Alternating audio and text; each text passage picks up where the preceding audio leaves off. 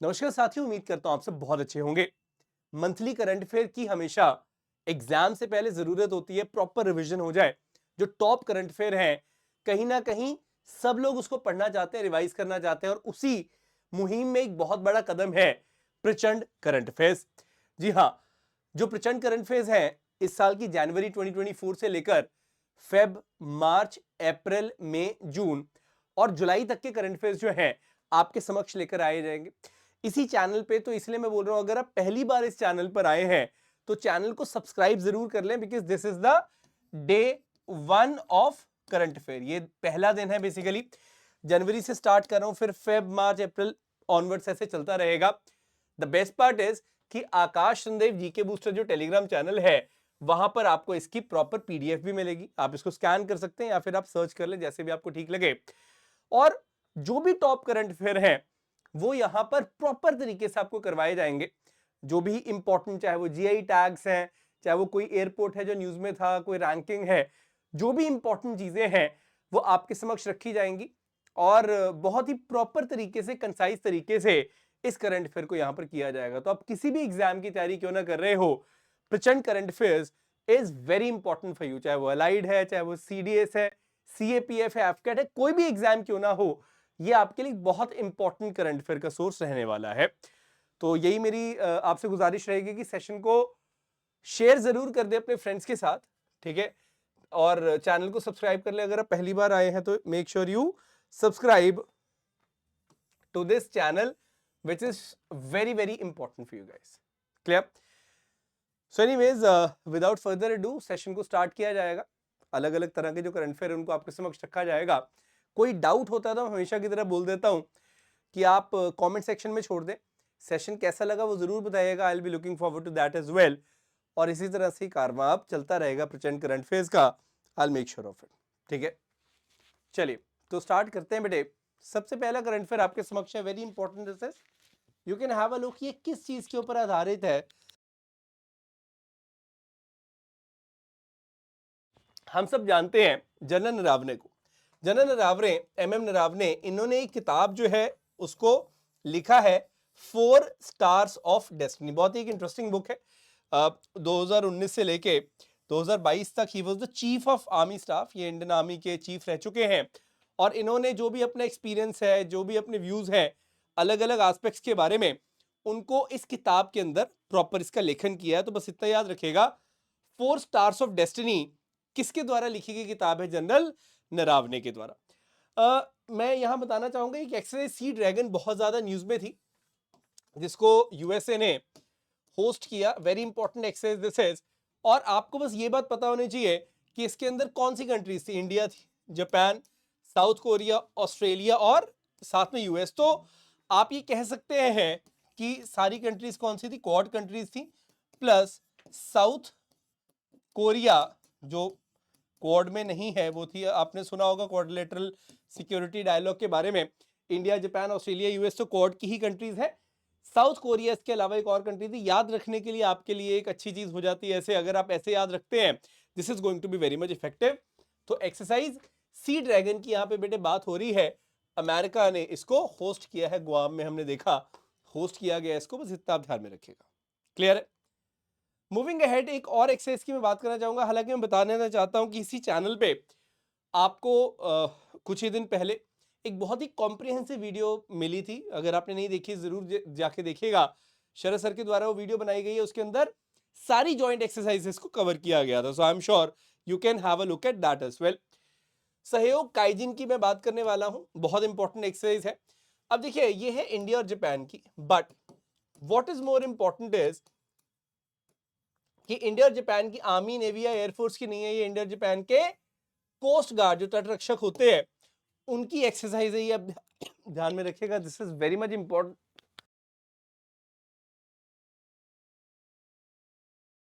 That's a very important point you need to understand कि ये coast guard जो India और जापान के हैं, उनकी एक्सरसाइज है। बस इतना आपको पता होना चाहिए। मूविंग अहेड, एक रिसेंटली बहुत न्यूज में थी exercise, that was exercise Ayodhya. तो एक्सरसाइज अयोध्या जो है वो किसके बीच में हुई? वो इंडिया और थाईलैंड के बीच में हुई, लेकिन यहाँ की जो नेवी है, मतलब it's a naval exercise. Naval exercise है, ये जान के महीने में बहुत न्यूज में था, जब श्री राम मंदिर की इनॉग्रेशन हो रही थी उस टाइम पे हमने देखा। तो जैसे कि आपको पता है हम लोग जनवरी 2024 का करंट अफेयर कर रहे हैं, तो सारी उसी से रिलेटेड न्यूज आपको देखने को यहाँ पे मिलेंगी। तो ये न्यूज में था, इसलिए आपको आ सकता है एक्सरसाइज अयुत्था किस किस के बीच में हुई है और कैसी एक्सरसाइज है, नेवल एक्सरसाइज है, भारत तथा थाईलैंड के बीच में हुई है, you should know about that. Moving ahead, एक प्रोजेक्ट बहुत ज्यादा बेटे न्यूज में रहा, प्रोजेक्ट शौर्य संकलन। तो भाई जब बात करते हो बेटे प्रोजेक्ट शौर्य संकलन की, ये बहुत इंपॉर्टेंट क्यों है? पहली बात तो ये किसका प्रोजेक्ट है ये आप ध्यान में रखें, it is a project of Indian Army. So it is all about building archives to preserve the military history. इसका मतलब क्या है? जो हमारी रिच हिस्ट्री है, मिलिट्री का जो इतिहास है, उसको कहीं ना कहीं प्रिजर्व करने की यहां पर बात होती है, उसको कहीं ना कहीं बचाने की बात होती है कि हम लोग अगर उसको डिजिटल फॉर्मेट में डाल दें तो वो बच जाएगा, वो प्रिजर्व हो जाएगा लंबे समय तक। बस ये चीज है यहाँ पे। अलग अलग डॉक्यूमेंट्स, ऑडियो विजुअल कंटेंट जो है उसको क्या किया जा रहा है, एक तरह से डिजिटाइज किया जा रहा है, उसको संजोया जा रहा है। ये बहुत इंपॉर्टेंट चीज है। तो दो तरह से क्वेश्चन बनते हैं। पहला कि शौर्य संकलन जो है एक एक्सरसाइज है, जो एक प्रोजेक्ट है, ये किसका प्रोजेक्ट है? ये इंडियन आर्मी का प्रोजेक्ट है। दूसरी बात है ये किस चीज के ऊपर आधारित है? तो इस चीज के ऊपर आधारित है, उस समय जनरल पांडे हमारे चीफ थे, उन्होंने भी इसके बारे में ये चीज लिखी थी। तो मैं आपको बस एक ब्रीफ में आइडिया दे रहा हूं। क्लियर है जी? मूविंग अहेड, मैं बात करने वाला हूं यहाँ पे एक बहुत जाबाज हमारे सैनिक की। Now when I talk about this, ये बहुत इंपॉर्टेंट है। प्रीति राजक की यहाँ पर बात हो रही है बेटे। प्रीति राजक जो है ये पहली महिला सूबेदार बन गई है भारतीय सेना में। जी हाँ, इंडियन आर्मी में यानी कि भारतीय सेना में पहली महिला सूबेदार के ऊपर अगर आपको क्वेश्चन आता है, you should know it is सूबेदार प्रीति राजा की। बहुत इंपॉर्टेंट है। अच्छी चीज क्या है, जब अभी एशियन गेम्स हुई थी चाइना में 2023 में, तो इन्होंने एक बहुत शानदार रजत पदक यानी कि सिल्वर मेडल भी जीता था। शूटिंग बहुत अच्छा करती हैं, तो आर्मी मार्क्समैनशिप यूनिट जो है मऊ में, वहां पे भी ट्रेन करती हैं। तो आपको पता होना चाहिए she is a trap shooter. Shooting की कई टाइप्स होती हैं, तो उसमें वो शॉटगन से वो जो हवा में ऐसे गोली मारते हैं उसको बोलते हैं ट्रैप शूटिंग। तो ये ट्रैप शूटर है। प्रीति रजक की यहाँ पर बात हो रही है। तो पहली महिला सूबेदार इंडियन आर्मी की कौन है? प्रीति रजक। बस सिंपल और स्ट्रेट फॉरवर्ड पॉइंट है, बहुत ज्यादा इसमें डिटेल में नहीं जाना, ये एक फैक्ट है, आपको पता होना चाहिए। Got it? मूविंग अहेड, एक ऑपरेशन यानी कि ऑपरेशन सर्वशक्ति बहुत ज्यादा न्यूज में था। इसके ऊपर आपको डायरेक्ट एक क्वेश्चन बेटे आ सकता है। मैंने टॉक अबाउट द ऑपरेशन सर्वशक्ति, तो क्वेश्चन ये बनता है कि ऑपरेशन सर्वशक्ति किसका ऑपरेशन है या किसने कंडक्ट किया? बेसिकली जनवरी में it was conducted by Indian army. भारतीय सेना ने ऑपरेशन सर्वशक्ति को एग्जीक्यूट किया। दूसरा क्वेश्चन बनता है कि ये किस चीज के ऊपर था? सो it is basically an operation जिसके अंदर यहाँ पे जो भी टेररिस्ट हैं जम्मू एंड कश्मीर के कुछ एरियाज के, उनको फ्लश आउट करने का प्लान था। तो जो चिनार कोर है या फिर व्हाइट नाइट कोर है, देवर बेसिकली एसोसिएटेड। ये पूंछ राजौरी एरिया जो है बेसिकली ये काफी सेंसिटिव एरिया है, जो कि अभी भी इंसिडेंट्स यहाँ से होते रहते हैं। तो हमें बस ये पता होना चाहिए कि operation Sarvashakti is based on this thing only. ठीक है, कि टेररिस्ट को हमने फ्लश आउट करना है, पहली बात। और कहां पर हुआ है ये? जम्मू एंड कश्मीर में। बस आप ये ध्यान रखना, JNK में इसको एग्जीक्यूट किया गया। यहाँ पे मैंने मैप आपको दिखा दिया। Got it? सो ये क्वेश्चन क्योंकि बहुत इंपॉर्टेंट है, इससे आपको डायरेक्टली आ सकता है, so you have to prepare for that. Moving ahead बेटे, यहाँ पे संभव बहुत ज्यादा न्यूज में था। So when we talk about Sambhav, what is Sambhav? Secure army mobile Bharat version. आप ये देख सकते हैं, इसकी फुल फॉर्म पता चल गई। अब ये है क्या? बेसिकली देखिए, made in India end to end secure mobile ecosystem है। बेसिकली हम जब भी बात करते हैं कोई ऑपरेटिंग सिस्टम पे काम करना होता है मोबाइल को, तो उसी चीज से जुड़ा हुआ ये पूरा एस्पेक्ट है। 5G टेक्नोलॉजी पे काम करता है, ये बस आप ध्यान में रखेगा। तो क्वेश्चन यही आएगा कि जो संभव है बेसिकली वो किसका है system? That is for Indian army. दूसरी बात, it is what? It is secure mobile, मतलब आर्मी मोबाइल भारत वर्जन है। बहुत इंपॉर्टेंट है। और आप बस एक चीज नोटिस यहाँ पे जरूर करिएगा कि हम जब साइबर सिक्योरिटी की बात करते हैं तो इस तरह की जो मेड इन इंडिया सिस्टम्स है वो ज्यादा सिक्योर है एज कंपेयर टू सिस्टम जो कि आउटसाइड इंडिया के, जिनके ऊपर हम लोग बहुत ज्यादा रिलाई करते हैं। बस ये हमें पता होना चाहिए कि Sambhav is very important in that context. Made in India है, इंडियन आर्मी द्वारा यूज किया जाएगा, तो it is very much important. Got it? So I hope you are understanding each and everything precisely. आगे बढ़ते हैं बेटे, बात करते हैं 2024 की दुनिया की जो मिलिट्रीज है उनकी स्ट्रेंथ के बारे में। अब देखिए ये जो डेटा है बहुत इंपॉर्टेंट है, मैं बताता हूं क्यों। देखिए रैंक 1 जो है वो यूएस का है, आपको यहाँ पे दिख रहा होगा, फॉलोड बाय रशिया, चाइना। अच्छी बात क्या है, इंडिया भी टॉप 5 में यानी कि नंबर 4 पे है, ये आपको याद होना चाहिए, पहली बात। दूसरी बात, सबसे जो कम स्ट्रेंथ वाली दुनिया में मिलिट्री है वो किसकी है? भूटान की है, दैट इज रैंक 145। तो इसमें सबसे पुअर रैंक जो है, सबसे जो नीचे रैंक में कह सकता हूं वो किसका है? भूटान का। टॉप पे यूएस और बीच में इंडिया का जो है रैंक 4 है। पाकिस्तान भी हालांकि टॉप 10 में है, 9th पे आता है पाकिस्तान भी। अब ये बहुत इंटरेस्टिंग है, और भूटान का लास्ट में होने का एक रीजन ये भी है कि इंडिया बहुत एक अच्छा अलाई है भूटान का, तो इसलिए उनको अपनी मिलिट्री के ऊपर बहुत ज्यादा चिंता करने की जरूरत नहीं होती, इंडिया संभाल लेता है अगर कभी भी जरूरत पड़े। So that is also a point you need to understand. Moving ahead, मैं बात करने वाला हूं यहाँ पे एक एक्सरसाइज की जो कि इंटरनेशनल लेवल पे हुई, स्टेडफास्ट डिफेंडर 2024, ये इसका नाम है बेसिकली। ये जैन में स्टार्ट हुई थी, Feb March April May and तक चली है रिसेंटली। और ये किसकी एक्सरसाइज है? We should know it is of NATO. तो नॉर्थ अटलांटिक ट्रीटी ऑर्गेनाइजेशन यानी कि नेटो, यहां भी वैसे लिखा हुआ है नेटो, उसकी एक एक्सरसाइज है। तो उसके जो कॉन्स्टिट्यूएंट कंट्रीज हैं वो बेसिकली पार्टिसिपेट करती हैं स्टेडफास्ट डिफेंडर एक्सरसाइज में। सो ये क्वेश्चन आपको आ सकता है कि स्टेडफास्ट डिफेंडर क्या है? तो एक नेटो द्वारा की गई एक्सरसाइज है, बहुत इंपॉर्टेंट। इसका भी सेकंड एडिशन हुआ था यूरोप के अंदर, जहां पे अबाउट 90,000 ट्रूप्स जो हैं उन्होंने पार्टिसिपेशन किए। तो बहुत बड़े लेवल की एक्सरसाइज है, ये हमें पता होना चाहिए। It was actually a massive exercise by NATO in the Europe. तो हम सब जानते हैं यूक्रेन की और रशिया की टेंशंस के बारे में, तो उसी कंटेक्स्ट में ये चीजें काफी ज्यादा इंपॉर्टेंट हो जाती हैं, we should know that. Moving ahead, एक एक्सरसाइज बहुत न्यूज में थी बेटे, एक्सरसाइज डेजर्ट नाइट। तो ये क्वेश्चन हमें डायरेक्टली आता है अगर कि भाई एक्सरसाइज डेजर्ट नाइट जो है वो किस किस कंट्री के बीच में हुई। So in case you get this question you should know कि एक्सरसाइज डेजर्ट नाइट जो है वो 3 कंट्रीज के बीच में हुई है। एक तो है हमारा Bharat, India, then we have got France and then we have got UAE, United Arab Emirates. तो ये बस आप ध्यान में रखिएगा। तो इन तीनों के बीच में हुई है, अरेबियन सी के ऊपर बेसिकली हमने देखा। It was a air combat exercise, तो इसमें इंडियन एयरफोर्स ने पार्टिसिपेट किया है। That is what is something you need to understand. इसमें बहुत ज्यादा समझने लायक कुछ नहीं है, it's a factual thing, so you need to understand, you need to remember the fact. Clear? Moving ahead, मैं बात करने वाला हूं यहाँ पे एक एक्सरसाइज की जिसका नाम है सदा तंसीक। बहुत इंपॉर्टेंट है क्योंकि ये फर्स्ट एडिशन है, पहली बार ये एक्सरसाइज हुई है। तो ये क्या है? ये एक मिलिट्री एक्सरसाइज है। मैं एम्फेसाइज क्यों कर रहा हूं मैं बताता हूं। It's a military exercise. Bharat तथा सऊदी अरेबिया के बीच में मिलिट्री एक्सरसाइज नहीं होती थी। पहले हम लोग क्या देखते थे? नेवल एक्सरसाइज होती थी, जैसे अल मोहिदा अल हिंदी है, ये पहले होती थी, लेकिन it was a naval exercise.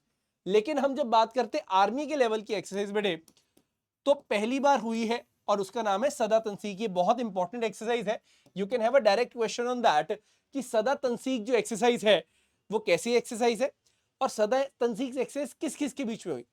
तो भारत और सऊदी अरेबिया के बीच में हुई है, बहुत इंपॉर्टेंट है ये, प्लीज आप नोट कर लेना अच्छे से, दैट्स इंपॉर्टेंट। हम लोग अक्सर देखते हैं कि इंडियन नेवी के चीफ कौन है, इंडियन आर्मी के चीफ कौन है, इंडियन एयरफोर्स के चीफ कौन है। तो मैं तीनों एक बार आपको बता देता हूं, क्योंकि कभी अप्रैल में कभी जून में ये करंट फिर आएगा, तो मैं एक बार ही करवा देता हूं आपको। हम जब बात करते हैं बेटे chief of naval staff, Indian navy के जो चीफ है that is of course admiral rank के ऑफिसर होते हैं, एडमिरल डीके त्रिपाठी। ये अभी अप्रैल 2024 में ही अपॉइंट हुए हैं, लेकिन of course that's not important. हालांकि हम जनवरी का करंट अफेयर कर रहे हैं, लेकिन मैं आपको सारा बताना चाहता हूं एक बार में। अभी 2021 से ही है वैसे तो air chief marshal V R Chaudhari, ये चीफ ऑफ एयर स्टाफ है। और अभी रिसेंटली जून के महीने में जनरल उपेंद्र द्विवेदी जो है वो इंडियन आर्मी के चीफ बन गए हैं। सो you should know about that. तो हमने नेवी, एयरफोर्स और आर्मी के तीनों चीफ देख लिए हैं। उसी प्रकार से वाइस चीफ भी बता देता हूं। जैसे नेवी के वाइस चीफ अभी मई में बने थे कृष्ण स्वामीनाथन जी, ठीक है, वेरी इंपॉर्टेंट पर्सनैलिटी। वैसे ही हम बात करते हैं vice chief of air staff, air marshal AP Singh है। और vice chief of army staff जो है लेफ्टिनेंट जनरल NS राजा सुब्रमणी है। बस ये आप थोड़ा सा एक दिमाग में रख लेना, यू नेवर नो, कई के रिसेंट अपॉइंटमेंट्स ऐसे क्वेश्चन में आ जाती हैं। So I don't want you to be facing a problem in the examination hall, इसलिए मैंने एक बार में आपको ये बता दिया, प्लीज इसको आप नोट कर लो। Got it? I hope it's absolutely fine. So बहुत ज्यादा फास्ट में नहीं चल रहा हूं, बहुत ग्रेजुअल पेस पे हम लोग चल रहे हैं। Moving ahead, would like to talk about very important one, that is Subhash Chandra Bose आपदा प्रबंधन पुरस्कार। ये हर साल जनवरी में हम देखते हैं इसको दिया जाता है, तो इस बार भी जनवरी 2024 में इस अवार्ड को दिया गया। अब ये अवार्ड किसको दिया गया, ये बहुत इंटरेस्टिंग है। जो 60 पैराशूट फील्ड हॉस्पिटल है बेटे आगरा में, बेसिकली यूपी में, उनको ये मिला है because it is the only airborne medical establishment of Indian armed forces. ये बहुत इंटरेस्टिंग है। आपको शायद पता होगा तुर्की में जब अर्थक्वेक आया था 2023 में, तो इन्होंने बहुत बढ़िया वहां प्रबंधन किया था, बहुत बढ़िया वहां सेवा दी थी अपनी, इसीलिए भी सुभाष चंद्र बोस आपदा प्रबंधन पुरस्कार इनको दिया गया। तो ये आपको डायरेक्टली क्वेश्चन आ सकता है, एक तरह से अवार्ड के ऊपर ही बेस्ड क्वेश्चन है, you should be aware of that. Got it? आगे बढ़ा जाए। मूविंग अहेड, बोइंग बहुत बड़ी कंपनी है, दुनिया में 2 ही कंपनीज हैं जो जहाज बनाती, बोइंग और एयरबस। इनकी डुओपली हम कह सकते हैं दुनिया में। तो ग्लोबल एयर स्पेस जो बोइंग जो जायंट है उसका, इन्होंने पहला डिस्ट्रीब्यूशन सेंटर खोला इंडिया में। और कहाँ पे खोला है, ये बहुत अननोन जगह है, खुर्जा, जो कि यूपी में है। यूपी में बुलंदशहर नाम की जगह है, वहीं पे हम लोग देखते हैं, मतलब वेस्टर्न यूपी में यहाँ पे कहीं पे है खुर्जा। सो बस इतना ध्यान में रखना, खुर्जा बहुत न्यूज में था। खुर्जा कहाँ, यूपी में। और क्यों न्यूज में था, क्योंकि बोइंग ने फर्स्ट डिस्ट्रीब्यूशन सेंटर जो भारत में है उसको खुर्जा में ओपन किया। सो या you should know about that, simple है। अब क्योंकि बोइंग की हम बात कर रहे हैं, एक और न्यूज में आपको बताता हूँ बोइंग की। प्राइम मिनिस्टर ने रिसेंटली लॉन्च की बेटे बोइंग सुकन्या प्रोग्राम। जो भी लड़कियां एविएशन सेक्टर में जाना चाहती हैं भारत की, उनके लिए सपोर्ट करेगा ये Boeing Sukanya programme. Very important this is. तो आपको बस ये पता होना चाहिए कि इन्होंने एक पूरा का पूरा कैंपस भी बनाया है, Boeing India engineering and technology centre, जो कि बेंगलुरु में है, कुछ इस प्रकार का। तो ये भी काफी इंटरेस्टिंग है कि किस प्रकार से हम लोग देखते हैं कि बोइंग जो है वो लड़कियों को एक प्रोत्साहन दे रहा है कि वो एविएशन के अंदर आगे बढ़े। This is very much important. हाँ जी, हाँ जी, got it? Everyone is understanding this point? चलिए आगे बढ़ते हैं। हम बात करते हैं एक बहुत इंटरेस्टिंग मिशन की, जो कि जापान के द्वारा एग्जीक्यूट किया गया। और जापान 5वां ऐसा देश बन गया है जिसने अपने स्पेसक्राफ्ट को मून के ऊपर यानी कि चांद के ऊपर लैंड करवाया। तो सबसे पहले तो अभी ध्यान रखें कि अमेरिका, सोवियत यूनियन यानी कि रशिया, चाइना और इंडिया इस लिस्ट में पहले से थे। 5वां नाम जापान का जुड़ चुका है with the slim mission. Slim मतलब क्या होता है? Smart lander for investigating moon. तो स्लिम मिशन कौन सी कंट्री का था, ये क्वेश्चन आ सकता है आपको। जापान। और टोटल कितनी कंट्रीज हो गई हैं मून पे लैंड करने वाली? टोटल 5 कंट्रीज हो गई हैं जापान के साथ। जापान 5वीं कंट्री है। और they made a soft landing on the lunar surface recently, जो कि बहुत ज्यादा न्यूज में था। आप स्लिम मिशन यहाँ पे देख सकते हैं।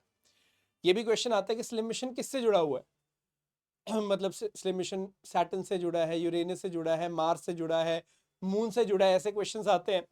या क्वेश्चन आता है कि स्लिम किसका है, तो जैक्सा का है, क्योंकि जापानीज स्पेस एजेंसी जैक्सा है। तो ये सब आपको एक बेसिक पॉइंट्स पता होने चाहिए। That's why we are discussing it on. Got it?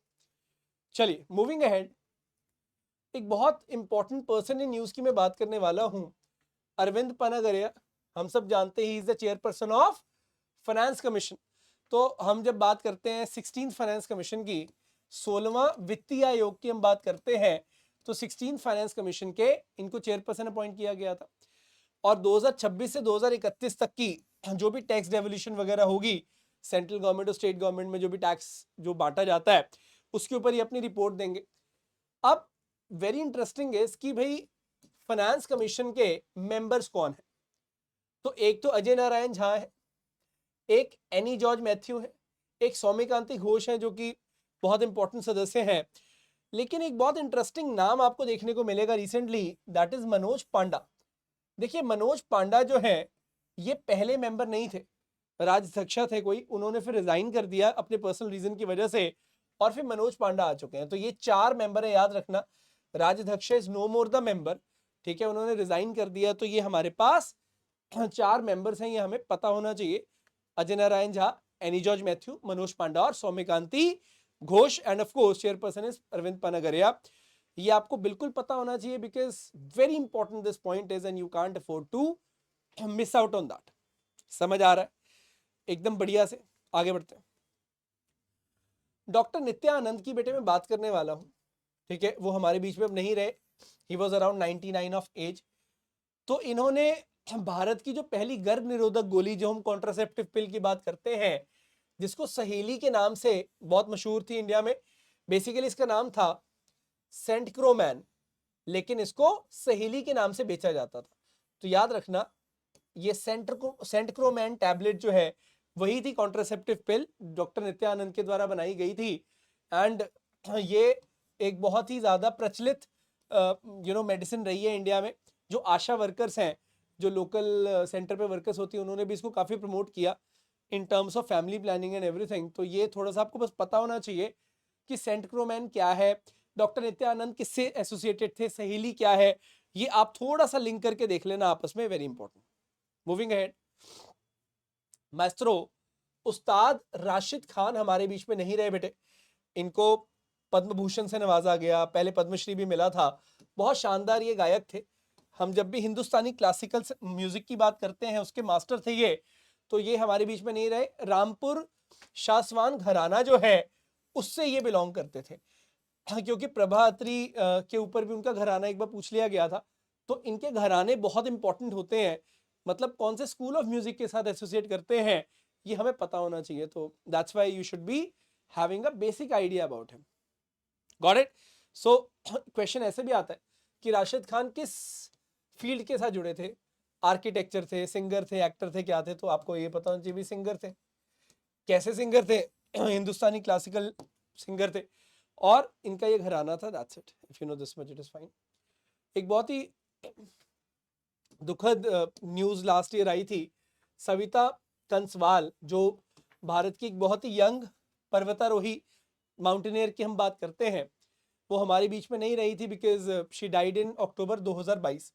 अक्टूबर 2022 को एक एवलांचे आया, ये क्लाइंब कर रही थी और इनकी मृत्यु होगी। लेकिन मैं आपको बताना चाहूंगा कि she was the first Indian women to conquer both Mount Everest and Mount Makalu. Mount Everest, Mount Makalu 16 दिन के अंदर इन्होंने चढ़ ली थी, जो बहुत बड़ी अचीवमेंट होती है। और अभी इसी साल जनवरी में इनको Tenzing Norgay national adventure award से सम्मानित किया गया, जो भारत का हाईएस्ट ऑनर है एडवेंचर स्पोर्ट्स के लिए। कोई भी एडवेंचर स्पोर्ट्स जो करता है, उसका सपना होता है जीतने का। तो इनको तेंजिंग नॉर्वे अवार्ड जो मिला है 2024 में, ये बस आप पता आपको होना चाहिए।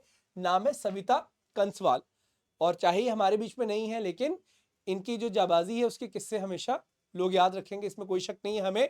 सविता कंसवाल आप याद रखिएगा। किस फील्ड के साथ एसोसिएटेड थी, you should know about that. या ऐसे भी क्वेश्चन आ सकते हैं कि तेंजिंग नॉर्गे अवार्ड किसको मिला, क्योंकि इतनी यंग एज में मतलब इन्होंने इतना कुछ अचीव किया। So that's why she is important. चलिए, मूविंग अहेड, थोड़ा सा आगे बढ़ते हैं।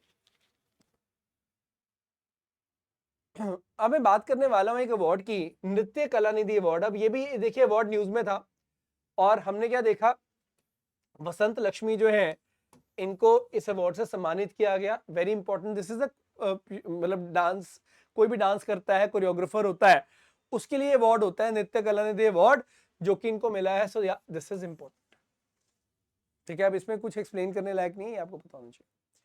मूविंग अहेड, मैं बात करने वाला हूँ एक हमारी बहुत फ्रेंडली कंट्री की, भूटान की। भूटान के जो प्राइम मिनिस्टर हैं शेरिंग तोब्गे, वो री इलेक्ट हो गए जनवरी में। तो ये काफी बड़ी न्यूज है, अच्छे फ्रेंडली रिलेशन है इंडिया के। मैं बताना चाहूंगा, जो भूटान के किंग है वो अलग है, ये अलग है।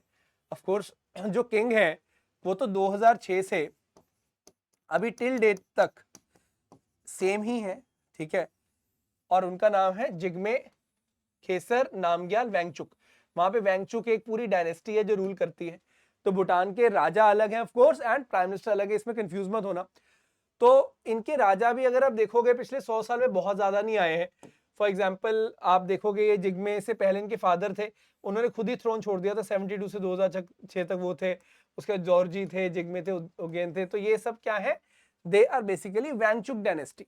वांगचुक जो इनकी डायनेस्टी है उससे ये सारे बिलोंग करते हैं, उससे सारे जुड़े हैं। Got it?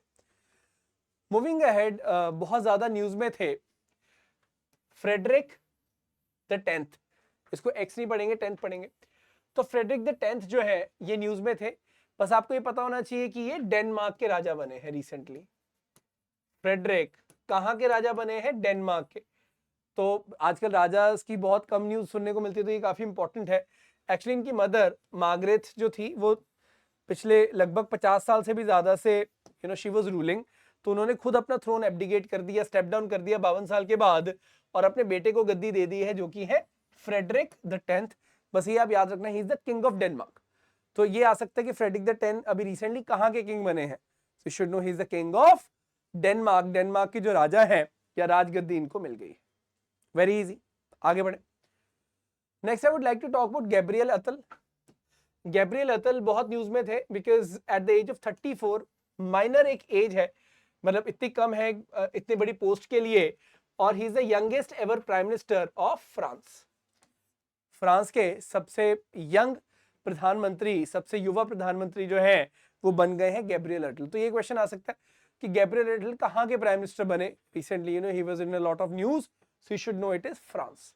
और फ्रांस तो भाई वैसे भी न्यूज में है पेरिस ओलंपिक्स की वजह से, you should know about that. मैं बात करने वाला हूं मेडिसन मार्श की, एक यूनाइटेड स्टेट्स की जो एयरफोर्स है, अमेरिका की जो एयरफोर्स है उसकी एक्टिव ऑफिसर, और पहली बार हुआ है कि कोई active duty officer miss America का टाइटल जीत जाए। तो ये बहुत बड़ी बात है, ये कोई रिटायर्ड नहीं है, ये अभी सर्विंग है, एक्टिव ड्यूटी ऑफिसर है, और उसके बावजूद इन्होंने ये जो टाइटल जीता है ये बहुत बड़ी बात है। सो बस आपको ये पता होना चाहिए कि मेडिसन मार्श जो है वो मिस अमेरिका बनी है, और ये इनकी मतलब बहुत बड़ी बात है कि ये एक्टिव ऑफिसर होने के बावजूद इन्होंने उसमें पार्टिसिपेट भी किया और जीत के दिखाया है। चलिए आगे बढ़ते हैं। अब जीआई टैग्स के ऊपर कई बार क्वेश्चन आता था, मैं जीआई टैग आपको बताने वाला हूं। एक बहुत इंटरेस्टिंग जीआई टैग है, दैट वाज कच्छी खारेक। आपने सुना होगा, हम लोग बात करते कच्छ की, रन ऑफ कच्छ है गुजरात में, तो वहीं के कच्ची खारेक क्या है बेसिकली, ये वहां बहुत सूखा हुआ एरिया, वहां के डेट्स हैं, डेट्स। ठीक है, हम कई बार खजूर वगैरह ही खाते हैं ना, ये देखिए, ये इस तरह से पेड़ में लगते हैं गुच्छे पूरे। तो these are the dates of which region? Of Kutch region. वैसे नाम से पता चल रहा है कच्छी, तो कच्छी मतलब कच्छ का, तो कच्छी खारेक। तो कच्छी खारेक मेड इन इंडिया डेट्स होती हैं, बहुत खास होती हैं गुजरात की, कच्छ एरिया की, ये बस आप याद रखना। इसको अभी रिसेंटली क्या मिला है? जीआई टैग मिला है, जोग्राफिकल इंडिकेशन टैग मिला है कच्छी खारेक को। स्टेट ही पूछता है जनरली। तो अब एक बहुत अजीब जीआई टैग है, उसके बारे में बात कर लेते हैं। काई चटनी बोलते हैं इसको, काई चटनी। बेसिकली रेड आंट जो है, लाल चींटियां हैं, उसकी चटनी बनाई जाती है उड़ीसा में, मयूरभंज डिस्ट्रिक्ट में। तो बहुत ही वहां की खास चटनी मानते हैं इसको, और इसको भी क्या मिल गया है? जीआई टैग मिला है। I know a lot of you will find it very weird but this is true. इस तरह की चटनी होती है, लाल चींटियों की चटनी होती है। So you can have a look, Orissa. ठीक है, काई चटनी या फिर रेड आंट चटनी। मूविंग अहेड, हमने रिसेंटली देखा केरला बहुत ज्यादा न्यूज में था, मतलब जान की मैं बात बता रहा हूं, क्यों? क्योंकि जो इनोवेशन सेंटर फॉर ग्राफीन की हम लोग बात करते हैं वो कहां पे बनाया जा रहा है? केरला में बनाया जा रहा है। और सबसे इंटरेस्टिंग चीज क्या है, हम लोग देखते हैं यहाँ पे जैसे centre of excellence in intelligent internet of things वगैरह, ये सब इसी के अराउंड रिवॉल्व हो रहा है। तो मेनली यहाँ पे यही है कि India innovation centre for graphene जो है वो कहां पर हमने देखा है उसको इनॉग्रेशन की बात हुई है पूरी, दैट इज केरला। यहाँ पे बस इतना ध्यान में रखना।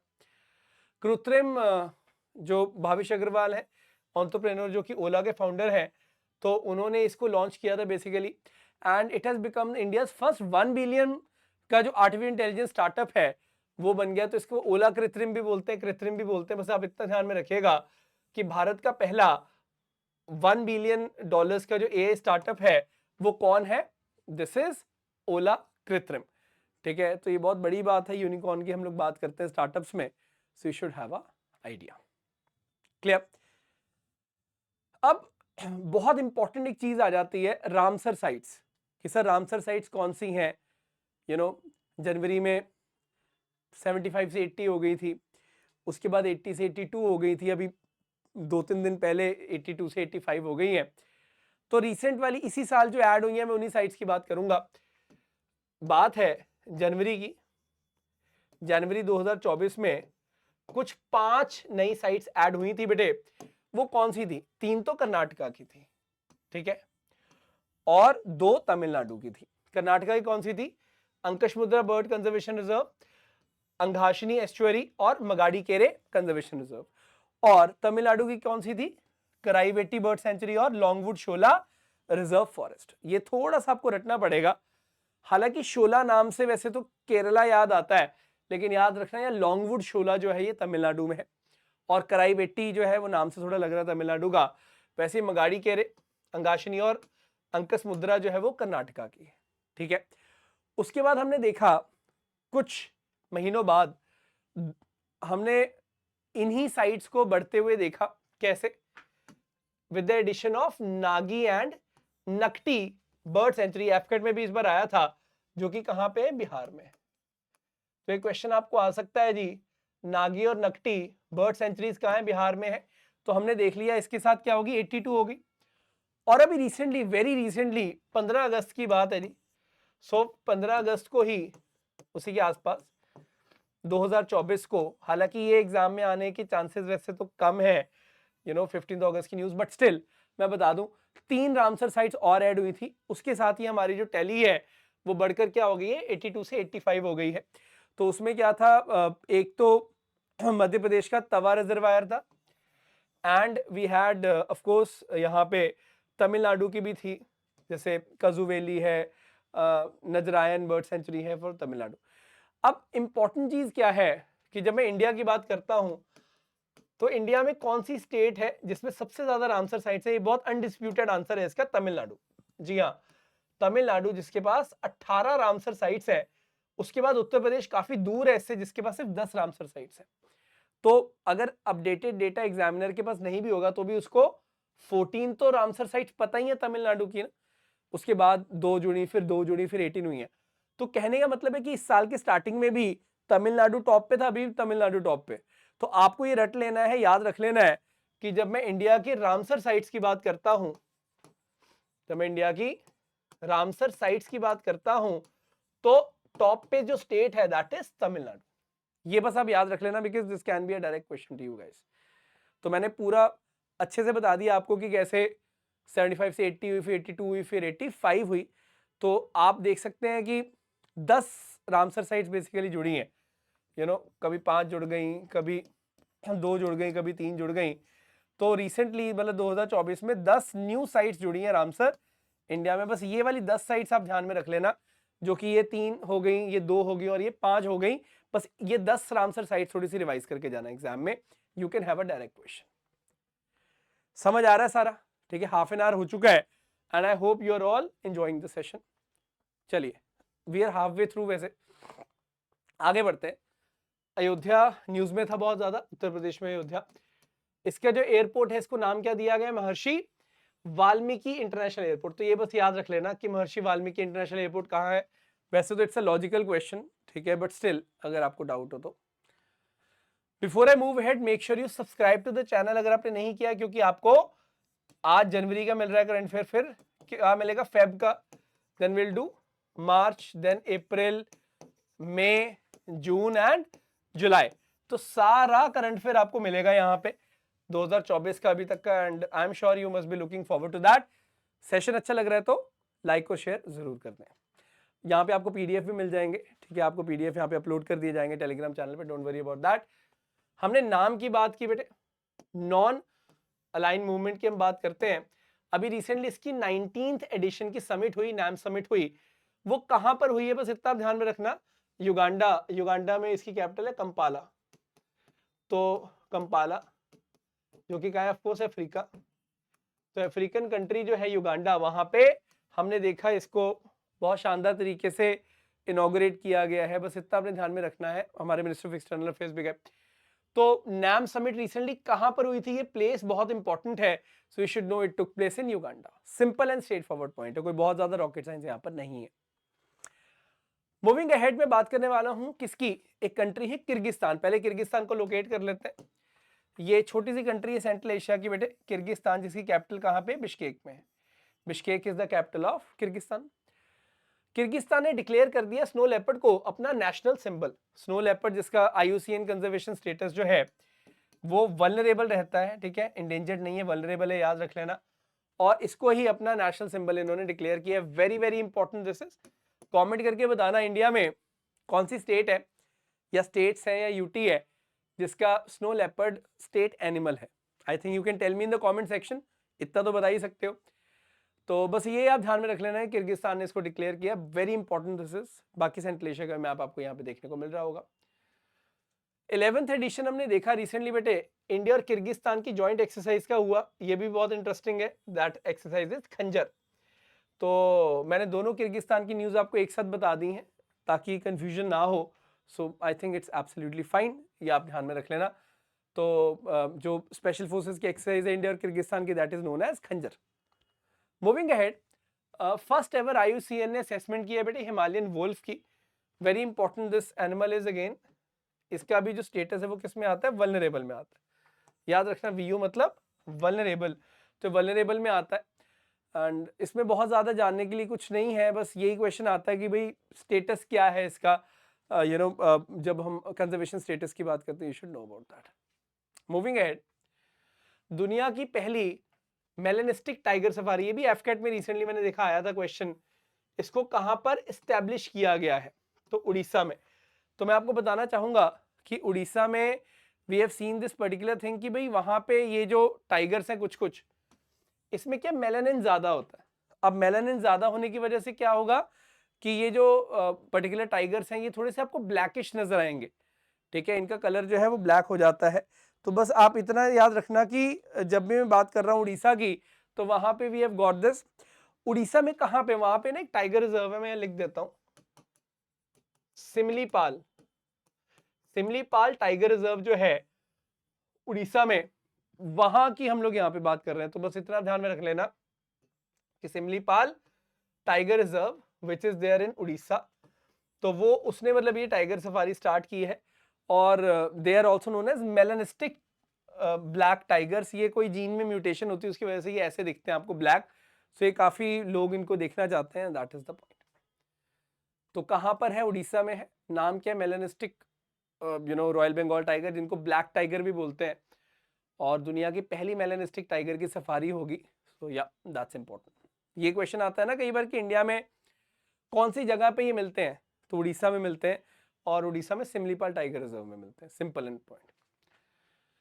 महाराष्ट्र का एक टाइगर रिजर्व है जिसको हम बोलते हैं पेंच टाइगर रिजर्व। ये काफी न्यूज में था क्योंकि ये इंडिया का पहला डार्क स्काई पार्क बन गया। अब देखो डार्क स्काई पार्क का मतलब क्या है कि यहाँ पे जो डार्कनेस है उसको प्रिजर्व किया जा रहा है, मतलब रात को बहुत ज्यादा लाइटनिंग वगैरह नहीं होनी चाहिए, जिसकी वजह से भी वाइल्ड लाइफ डिस्टर्ब होती है।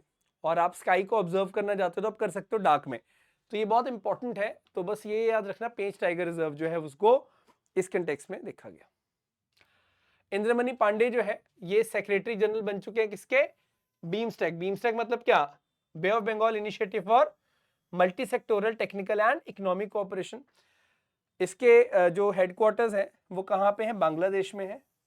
तो ये आपको पता होना चाहिए, headquarters are in Bangladesh. Secretariat बोलो हेडक्वार्टर बोलो एक ही बात है। इसमें कंट्रीज देखो कौन सी हैं, इंडिया तो है ही है, हमारे पड़ोसी कंट्री जैसे बांग्लादेश है, भूटान है, नेपाल है, देन एक और श्रीलंका, फिर म्यांमार है ऑफ कोर्स, और एक कंट्री थाईलैंड। तो साउथ ईस्ट एशिया की भी देखो कंट्री है इसमें। पाकिस्तान, अफगानिस्तान, मालदीव्स नहीं है। तो इसलिए इंडिया का रुझान इसमें ज्यादा रहता है because this can act as a gateway to मतलब north east and south east Asia. ये बहुत इंटरेस्टिंग है, तो ये बस आप ध्यान में रखना, we have to keep this in our mind. तो Indramani Pandey has got a lot of task to do इसमें, और बस ये मैं आपको बताना चाह रहा था। वर्ल्ड इकोनॉमिक फोरम का आपने नाम सुना होगा। वर्ल्ड इकोनॉमिक फोरम जो है वो एक फोर्थ इंडस्ट्रियल रेवोल्यूशन का सेंटर खोलने वाले हैं बेटे, कहां पे, हैदराबाद, दैट इज इंडिया। ये काफी इंटरेस्टिंग है। दूसरी बात है, हमने देखा अभी जैन में ही 15 से 19 जनवरी को इनकी जो डेवोस की मीटिंग हुई, हर साल जो एनुअल मीटिंग होती है उसका एक थीम था। And what was the theme, the theme was rebuilding trust. ये क्वेश्चन आ सकता है, तो you can have a look in on this point. अच्छा, फाउंडर कौन है वर्ल्ड इकोनॉमिक फोरम के? Klaus Schwab. ये सो क्लॉस श्वाब जो है ही इज द फाउंडर, और वी शुड हैव आइडिया कि rebuilding trust is the theme of World Economic Forum की जो मीटिंग है उसका थीम ये थी। Got it? आगे बढ़े। Moving ahead, India is planning for Bharat park. अब भारत पार्क क्या है ये अब ध्यान में रखो। Bharat park is a trade zone in United Arab emirate, UAE जो है, जैसे दुबई शारजा एरिया। ये क्यों है ये मैं आपको बताना चाहूंगा कि एम यही है to showcase and store Indian goods, जो कि इंटरनेशनल ट्रांजैक्शन में हेल्प करेगा। और ये डेडिकेटेड ट्रेड जोन होगा जहां पे शोरूम्स होंगे, वेयर हाउस होंगे डिस्प्ले करने के लिए इंडियन मेड गुड्स को, ताकि ग्लोबल ऑडियंस आके यहाँ पे इसको देख पाए। तो ये बहुत इंटरेस्टिंग है। तो कहने का मतलब क्या है कि भारत पाक जो भी मतलब पूरा एरिया बनेगा यूएई में, वहां पे जो भी इंडियन गुड्स है उनको दिखाया जाएगा, और जो ग्लोबल लेवल पे जाके बायर्स हैं, जो खरीदार हैं, वो यहाँ पर आके इन गुड्स को देखेंगे, अगर उनको पसंद आता है तो कुछ खरीदेंगे। This is the main agenda which we have. सो ये काफी इंटरेस्टिंग होने वाला है, ये थोड़ा सा ध्यान में रखना, ठीक है। सो भारत पाक को कहां पे बनाने की बात हो रही है? यूएई में बनाने की बात हो रही है। ट्रांसपेरेंसी इंटरनेशनल का एक करप्शन परसेप्शन इंडेक्स होता है, उसमें इंडिया थोड़ा स्लिप कर गया है 8 रैंक। सो ये मैं आपको बताना चाह रहा था। और इंडिया का जो रैंक है वो क्या है? 93 रैंक है, ये आप याद रखना। पहले तो टॉप कंट्री तो जैसे डेनमार्क ही है, bottom most country Somalia. Somalia दुनिया की सबसे करप्ट कंट्री है, ये आप याद रखिएगा। टॉप पे डेनमार्क, फिनलैंड, ये सब है। और इंडिया का 85 रैंक था पहले, पर अब वो स्लिप होके क्या हो गया? 93 हो गया। तो ये आप याद रखना, 85 नहीं 93 रैंक है इंडिया का। टॉप पे डेनमार्क है, लास्ट पे सोमालिया है। सो ट्रांसपेरेंसी इंटरनेशनल का करप्शन परसेप्शन इंडेक्स की रैंकिंग की बात हो रही है, we should know about that. China ने बेटा एक लॉन्च की है सैटेलाइट, जिसको बोला जा रहा है आइंस्टीन प्रोब। तो बस ये आप ध्यान में रखना, आइंस्टीन प्रोब जो है वो कैसी सैटेलाइट है? एक लोटस शेप्ड सैटेलाइट है। कमल का फूल होता है, तो कमल के फूल के शेप की सैटेलाइट है, दैट्स वन आइंस्टाइन प्रोब, जो चाइना का लॉन्ग मार्च रॉकेट है उससे इन्होंने लॉन्च किया। Very important this is. तो इसमें अलग अलग पेटल्स हैं, स्टेमन है, ये सब है। बट आपको बस ये पता होना चाहिए कि आइंस्टाइन प्रोब किसने लॉन्च किया? दैट इज चाइना, ठीक है। सो इसमें again you shouldn't be having any problem कि कैसे इसको आपने याद रखना है। नेक्स्ट में बात जो कर रहा हूं बेटे, very important, this is Reliance की। Reliance is India first company जिसको ISCC सर्टिफिकेशन मिली है। बेसिकली ISCC होता है international sustainability and carbon certification. इन्होंने क्या किया? इन्होंने सर्कुरिपॉल और सर्कुरिलीन, ये ना कुछ जैसे हम कहते हैं ना रिसाइकलिंग, तो कुछ पॉलीमर्स हैं जो रिसाइकलिंग हो रही है, तो उनको बनाया भी है, उनको सप्लाई भी किया है। तो हम लोग कहते हैं ना कि रिड्यूस, रीयूज, रिसाइकल। तो रिसाइकल के अंदर ये सर्कुरिपॉल और सर्कुरिलीन बहुत अच्छा काम करेंगे, क्योंकि पॉलीमर को हम रिसाइकल कर पा रहे हैं। So that's very interesting. तो किसी क्लाइंट को इन्होंने ये दिया है, अभी डिस्क्लोज नहीं किया नाम क्लाइंट का ऑफ कोर्स, बट या you should be having an idea कि रिलायंस पहली कंपनी है इंडिया में जिसने ये काम किया है। Cabinet committee on economic affairs ने जो लॉन्च कर दिया बेटे यूरिया गोल्ड को, ये आप याद रखना कि यूरिया गोल्ड में क्या होती है? सल्फर कोटिंग होती है। क्या होती है? सल्फर कोट किया होता है, सल्फर की कोटिंग होती है। उसकी वजह से ही ये येलोइश लगता है आपको, उसकी वजह से ही यहाँ पे नाम में आपको गोल्ड नजर आता है। Got it? तो it's basically sulphur coated urea है। Very interesting this is. And जब भी हम बात करते हैं इस पर्टिकुलर यूरिया की, ऐसा माना जाता है कि देखिए सल्फर कोटिंग जो है वो काफी इंटरेस्टिंग इसलिए है क्योंकि स्लो रिलीज होगा। जो भी यूरिया में नाइट्रोजन गैस होती है, तो वो over a period of time देखेंगे कि हमारा जो कंजम्पशन है फर्टिलाइजर की उसको भी कम कर सकता है। So that is going to be great. तो उसी के ऊपर हम लोग अभी रिलाय कर रहे हैं कि कैसे जो कंजम्पशन है उसको कम किया जाए। And we are very much hopeful कि ये जो पूरा स्टेप है, it is the step in the right direction. Moving ahead, India ने बेटे साइन किया एक बहुत इंपॉर्टेंट एग्रीमेंट अर्जेंटीना के साथ। It is agreement on lithium exploration and mining project. तो ये पहले तो आप याद रखो कि किसके साथ किया? अर्जेंटीना के साथ किया। काबिल यानी कि खनिज विदेश इंडिया लिमिटेड जो है उसने साइन किया है बेटे एग्रीमेंट जो है। ये एक वेंचर कंपनी है, ठीक है, खनिज विदेश इंडिया लिमिटेड। इसमें कई कंपनीज हैं, जैसे नाल्को है, HCL है, MECL है, ये सब है। सो आपको पता होना चाहिए काबिल का मतलब क्या है। इन्होंने साइन किया एग्रीमेंट।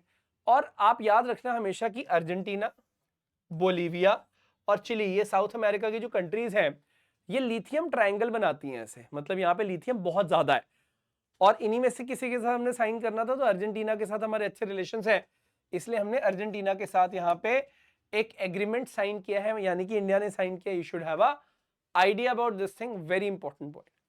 तो ये बस बेसिक एक आइडिया आपको होना चाहिए कि किसके साथ हमने साइन किया है। इंडिया की जो कंपनी है खनिज विदेश इंडिया लिमिटेड, जो ज्वाइंट वेंचर कंपनी, उसने साइन किया, और किसके साथ किया, that's the point. India international science festival की मैं बात करने वाला हूं। सबसे इंपॉर्टेंट चीज होती है इसकी theme. So what is the theme? The theme is science and technology public outreach in Amritkaal. Very important this is. ये कब हुआ? बेसिकली जनवरी में हुआ है, जनवरी 2024 में हुआ है। और कहां पे हुआ है? दिल्ली एनसीआर में हुआ है, Delhi NCR to be precise. हम जब फरीदाबाद की बात करते हैं, जो कि पड़ता वैसे हरियाणा में है, तो वहां पे हुआ है। Very important this is. तो इंडिया इंटरनेशनल साइंस फेस्टिवल आप याद रखना, ये 2023 लिखा हुआ है, लेकिन ये हुआ 2024 में है। So you should have a idea about this thing. Got it? Very basic points these are, you should be having an idea about. Henley passport index की कई बार बात आती है, तो इसके बारे में मैं थोड़ा सा आइडिया देना चाहता हूं। अब जो लेटेस्ट आंकड़े आए हैं उसमें क्या है कि सिंगापुर जो है वो टॉप पे है, 195 कंट्रीज की वीजा फ्री एक्सेस है उसके पास। अगर आप इंडिया की बात करते हैं तो India is around 82nd rank, 82 rank है, इसमें 58 कंट्रीज की वीजा फ्री एक्सेस है। ये भी देखो रैंकिंग ना ऊपर नीचे जाती रहती है, जैसे किसी कंट्री को वीजा फ्री एक्सेस मिल गई, किसी की हटा ली गई, उससे हम लोग लिंक करते हैं। पुअरेस्ट जो कंट्री है पासपोर्ट इंडेक्स में, दैट इज अफगानिस्तान, से 26 कंट्री में visa free access, that is 103 rank. तो टॉप पे है सिंगापुर, इंडिया की 82nd रैंक, और अफगानिस्तान एकदम एंड पे है। ये आप यहां पर देख सकते हैं, मतलब सबसे वीकेस्ट पासपोर्ट जो है किसी भी कंट्री का, that is Afghanistan. Got it? Moving ahead, हम लोग बेटे बात करते हैं यहाँ पे माइक्रोसॉफ्ट की। इन्होंने एआई यानी कि आर्टिफिशियल इंटेलिजेंस ओडिसी प्रोग्राम जो है इसको लॉन्च किया। Very important this is. अब ये एम क्या करता है? To provide advance skill training in artificial intelligence tools and technologies to over 1 lakh software developers across India. ये जो अजूर प्लेटफॉर्म है इसको ये यूज करेगा। So this is quite an interesting thing कि एआई ओडीसी प्रोग्राम किसका है, क्योंकि इंडिया को इससे बहुत बेनिफिट होने वाला है। तो ये माइक्रोसॉफ्ट का, याद रखना क्वेश्चन ऐसे आता है, मेटा है का है, यू नो एलॉन मस्क ने स्टार्ट किया है, या फिर ये माइक्रोसॉफ्ट का है, गूगल का है, मतलब इस तरह का क्वेश्चन आपको आता है। तो you should have an idea it belongs to whom. तो ये माइक्रोसॉफ्ट का। चलिए, अब हम स्वच्छता की कई बार बात करते हैं, तो उससे रिलेटेड जो नेक्स्ट करंट अफेयर है उसके ऊपर आते हैं। Would like to talk about Swachh Survekshan award जो है। इसमें हमने क्या देखा, टॉप पे जो सिटीज हैं इसमें टाई हो गया। वो क्या है? इंदौर और सूरत का। इंदौर जो कि एमपी में, सूरत जो कि गुजरात में। तो रैंक 1 जो है वो इन दोनों को मिला, ये आप याद रखना, किसी एक को नहीं मिला। इन दोनों को क्या मिला? रैंक 1 मिला है। फिर रैंक 2 तो किसी को नहीं मिलेगा क्योंकि टाई हो गया। रैंक 3 पे क्या है? नवी मुंबई है। अगर स्टेट वाइज देखें, महाराष्ट्र टॉप पे, फिर एमपी है, फिर छत्तीसगढ़ है, ये आप याद रखेगा। Very interesting this is. तो ये स्टेट वाइज हो गया, सिटीज वाइज हो गया। तो मैं फिर से बताना चाहूंगा, क्लीनेस्ट सिटीज जो इंडिया की हैं, जिसकी 10 लाख से ज्यादा ऑफकोर्स पॉपुलेशन बड़ी सिटीज, टॉप पे इंदौर सूरत, सेकंड पे कोई नहीं क्योंकि टाई हो गया, और थर्ड पे नवी मुंबई है, यहाँ पे आपको दिख रहा होगा। अगर क्लीनेस्ट सिटीज में छोटी वाली सिटीज की बात करें, 1 लाख से कम पॉपुलेशन, तो सासवाड़ महाराष्ट्र में, फिर है पाटन गुजरात में, फिर है लोनावला जो कि महाराष्ट्र में है, आपने सुना होगा बॉम्बे के पास।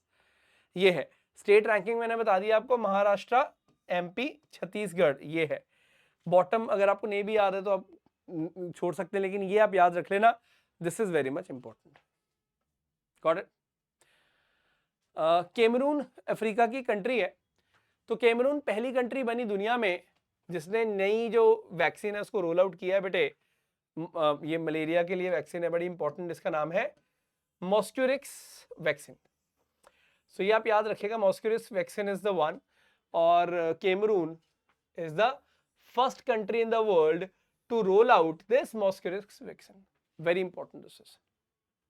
Got it? So simple idea है।